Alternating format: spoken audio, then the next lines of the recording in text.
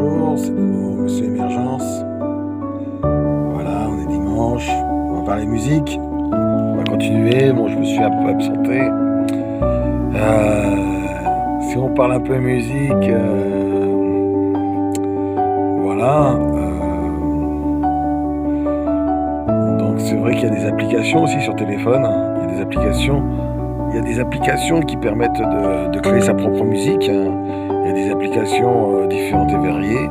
Il y a des applications aussi pour changer sa voix. C'est vrai qu'il y a beaucoup de chanteurs qui changent leur voix.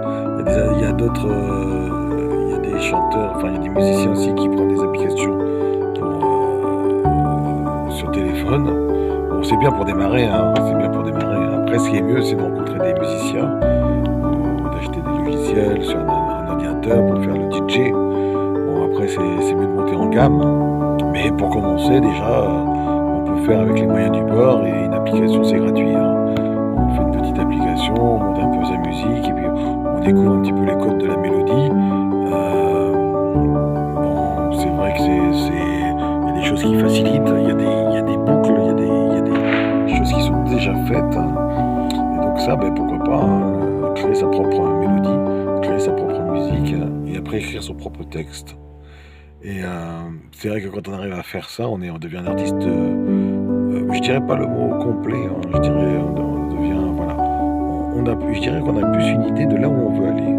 Parce que je pense que ces outils-là, ce sont des moyens qui permettent de se retrouver, puis de découvrir un petit peu, enfin d'explorer, parce que là, c'est vrai que c'est de l'exploration musicale. Ça permet d'explorer son style musical, ça permet d'explorer un petit peu ce que l'on veut jouer, ce que l'on veut y mettre, et d'explorer aussi un petit peu sa musique et sa tonalité, et aussi peut-être devenir précis dans sa demande face aux musiciens que l'on a, quoi. Face aux musiciens que l'on va rencontrer, à un moment donné, on pourrait me dire avec plus d'exactitude le type de musique vers laquelle on veut aller, et puis avec plus d'exactitude vers le type de sonorité, parce que la sonorité, c'est très important, la sonorité, hein. Et peut-être aussi en tant que, si on est chanteur, on pourra peut-être laisser les musiciens s'exprimer pendant un temps, et puis après laisser la parole aux musiciens, parce que ça raconte en plus de la chanson, quoi. Parce que les paroles racontent quelque chose, le chanteur raconte son histoire, mais les musiciens qui l'accompagnent racontent aussi l'histoire de l'histoire. Et à eux deux, ça fait une histoire. Mais des fois, on sait bien que nous, en tant qu'oreille qui écoutons la musique, on sait bien qu'il y a des moments où on écoute plus la mélodie, on écoute plus le rythme que le texte. Et à d'autres moments, on va écouter plus le texte que le rythme. Et au moment du concert, on va écouter les deux. Enfin, ou même à d'autres moments aussi, on va écouter les deux. Mais ce sont des moments différents et variés. Et dans ces moments différents et variés, on va naviguer quelque part au sein de la musique, on va se laisser aller, on va profiter de la musique parce que c'est un moment qui est d'une justesse et d'une précision qui fait qu'on peut se détendre, quoi. On peut se détendre à partir du moment où c'est précis.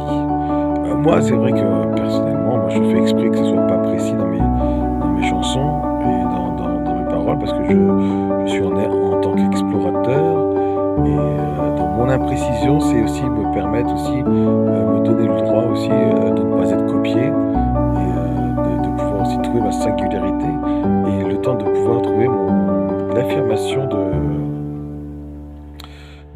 l'affirmation de mes chansons, parce que une chanson, c'est jeune et ça doit macérer comme le vin. Le vin doit macérer dans le fût et la chanson doit macérer sur le cahier. Elle doit être malaxée, elle doit macérer aussi dans l'esprit. Les mots doivent être goûtés, on doit le sentir, et avant de tout sortir, et puis de sortir tout ce qu'on a qui est dans notre cœur, qui fait que cette musique-là, c'est celle-là qu'on veut chanter devant les autres, parce que c'est ça à un moment donné, hein. Il faut accepter de chanter cette chanson-là devant les autres, hein. Et avant d'arriver à ce moment-là, me laisse des temps d'imperfection.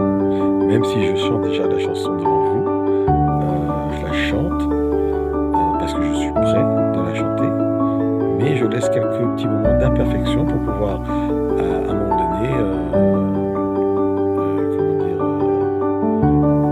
me surprendre et vous surprendre et découvrir justement cette chanson-là qui va aller aussi un peu plus loin que là où elle est, quoi. Parce que dans l'écriture, on la pense, on la réfléchit, et après quand on la chante, on la pense différemment. Et quand on trouve la mélodie, et ben on la chante encore différemment. Et on va un peu plus loin. Et quand on apprend le texte, on va encore un peu plus loin. Et les moments de perfection, des fois, ça peut être une demi-rythmique ou autre, ou justement perdre un peu la mélodie. Enfin voilà, c'est des petites choses. Et quand je le dis, je le fais exprès, des fois je le fais pas exprès non plus, hein. Je vous rassure, je le fais pas exprès, mais je le fais exprès dans le sens où je l'ai pas assez travaillé. Ça c'est vrai. Et ça c'est une vérité. Mais c'est aussi un plaisir de sortir une chanson neuve, enfin le début d'une chanson neuve à un moment donné, parce que ça me donne de l'entrain à aller un peu plus loin et aller plus loin dans la chanson. Parce que il faut se le dire, c'est que écrire ses propres chansons et les porter, eh bien, on a besoin de temps. On a besoin de temps et on a besoin de temps et aussi on a besoin d'être impatient, quoi. On a besoin d'exprimer cette impatience, on a besoin de la montrer, la patience, car ce qui est vrai, c'est que la perfection n'existe pas et que dans l'imperfection, il y a des fois on peut sortir le génie. Le génie ressort souvent dans l'imperfection. On regarde là, d'ailleurs quand on regarde nos artistes, là, les grands, ceux qu'on écoute tout le temps depuis plusieurs années, depuis 20 ans, 30 ans, 40 ans, eh bien, ils faisaient des chansons à rallonge, mais plus ça durait, et c'était imparfait, c'était improbable, mais ça nous emmenait dans un univers qui était très convenu et qui était très agréable et qui était très en dehors des clous, quoi. Très en dehors des clous. Et comme c'était en dehors des clous, eh bien, c'était artistique et on en sortait. On avait vécu une expérience inoubliable. Et ce qui donnait envie aux autres aussi d'aller au concert, d'acheter sa place et de ne pas rester derrière le CD, quoi. Parce que le CD c'est très carré et le concert ça reste justement, il faut avoir aussi cette note d'imperfection.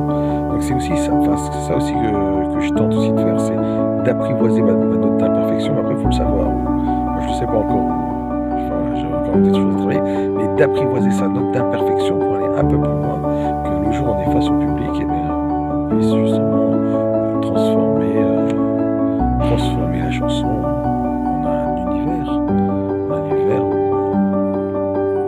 on est confortable et les emmener dans quelque chose d'unique qui fait que c'est la relation au public et à l'artiste qui fait qu'on peut les emmener ce jour-là, à ce moment-là.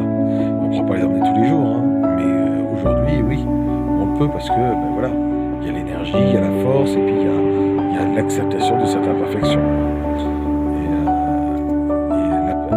Et ça, c'est aussi un apprentissage. C'est un apprentissage de savoir que dans la musique, il y a le cadre,